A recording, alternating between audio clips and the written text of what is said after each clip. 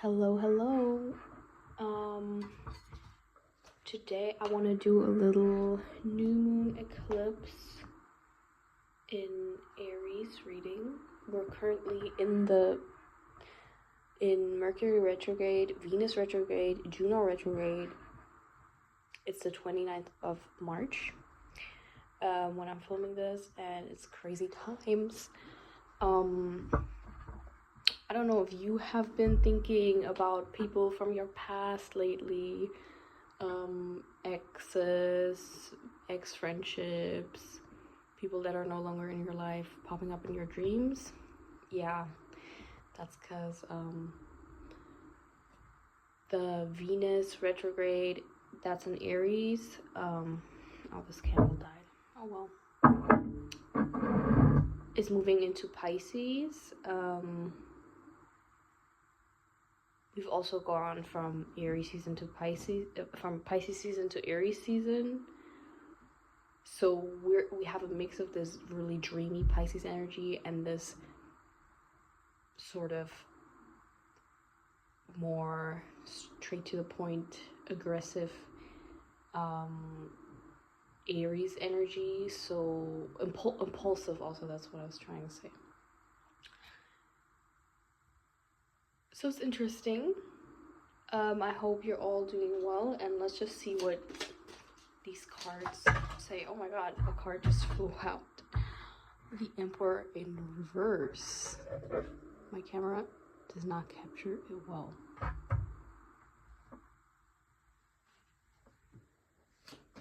The Emperor in reverse. The Emperor is a major arcana card.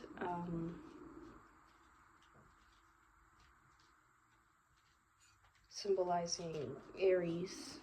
It's the Aries card. It talks about authority, masculinity in the traditional sense.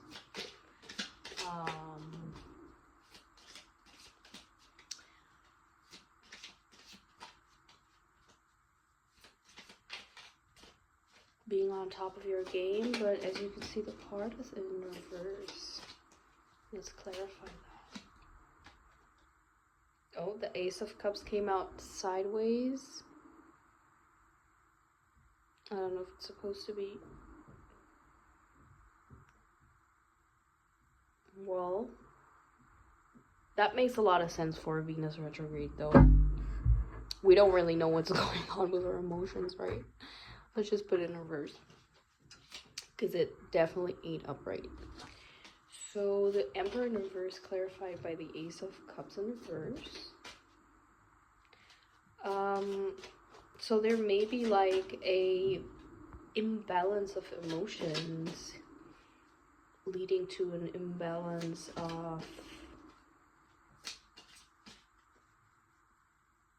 you know, sort of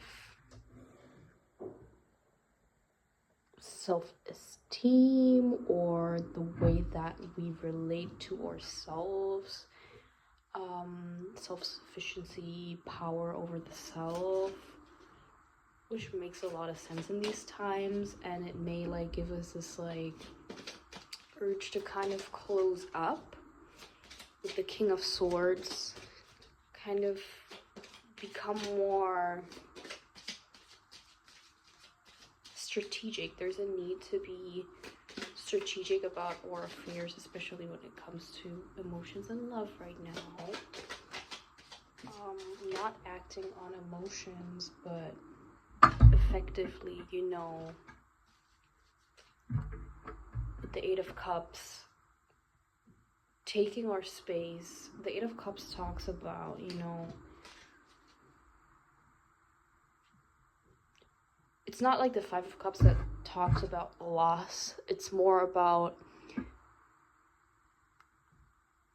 distancing yourself from a situation that's emotionally charged to get a different perspective and maybe see things from in a way that you couldn't have before, you know. So it definitely speaks about a time of emotional reflection while trying to mentally, you know, kind of hold it together, be strategic, you know, even if our lives don't seem as together in this moment, because certain emotional triggers or emotional blockages are coming up, we can still use strategy to find solutions, right? And one good solution would definitely be withdrawing from anything that feels heavy right now. Not to abandon relationships or people or projects, you know, anything that we're emotionally involved in, but to actually get a different perspective, to be able to regain that authority over self, that personal power, to know in which direction to go, right? Because the Emperor also talks about direction, you know, being set on a straight path and knowing what you're doing, and like I said, be self-sufficient. So yeah, I mean, concluding this reading, we have the King of Pentacles in reverse. The King of Pentacles talks about stability, economical, financial stability, and a feeling of being grounded in general. That's how I'm gonna interpret it in this reading, because it's not really a financial reading. It's more so about how our emotions affect our life, right? I also notice a lot of masculine energy in this reading with the two kings and the Emperor. So there may be a need to balance this masculine energy, and masculine energy traditionally also talks about, you know, quote unquote, like material or financial stability, which material, you know, financial, I mean, money is just a concept, you know. At the end of the day, it's about being grounded and feeling safe, because you are connected to your surroundings, and you are able to fulfill your needs with what you have. You know, money is just a Mercury retrograde, messing with my ability to express myself. What was I gonna say? It's a means to an end. Is that how you say it? Money's just I'm just gonna say it. Correct me if I'm wrong. It's just a mean to an end. Like, it's just a thing that you use to get the actual thing that you need. You don't actually need money. You need food, you need shelter. Those are basics. I think everybody, like, I'm a communist, you know. I don't even believe that you should be having to buy these things with money. They're basic human needs, but, you know, oh well. We live in the world we live in, right? In a capitalist, imperialist world. I mean, and it's getting worse by the minute, you know. The inflation and all that. But at the end of the day, it is way simpler, you know. We should just use a currency, for example money, to get our basic needs met. And to get our needs met, not just our basic needs, but to also get the needs met that help us to really enjoy life. And I've always noticed that whenever I don't have what I need in my day-to-day, whether it's that I'm trying to save money so I don't turn up the heater as much and then I'll be a little bit cold, or I don't allow myself to get a snack that I like to eat, and I kind of like shrink myself, you know, and I become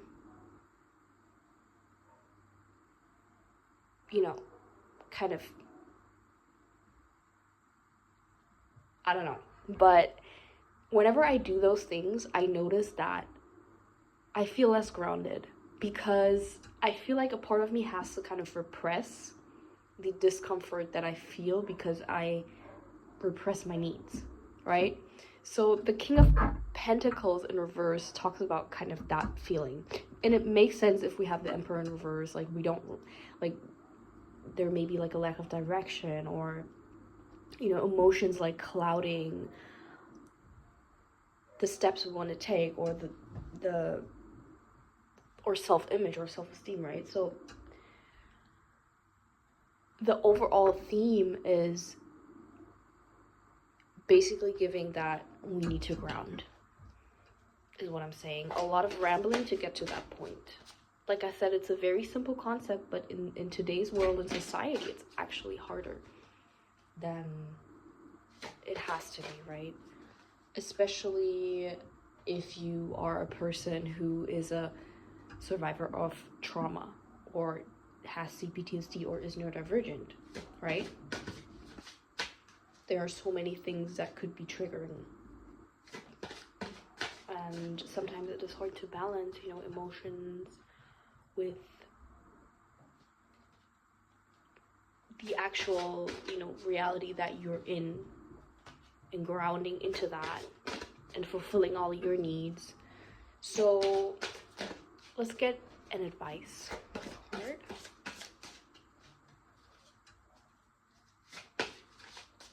Excuse my rambling, by the way,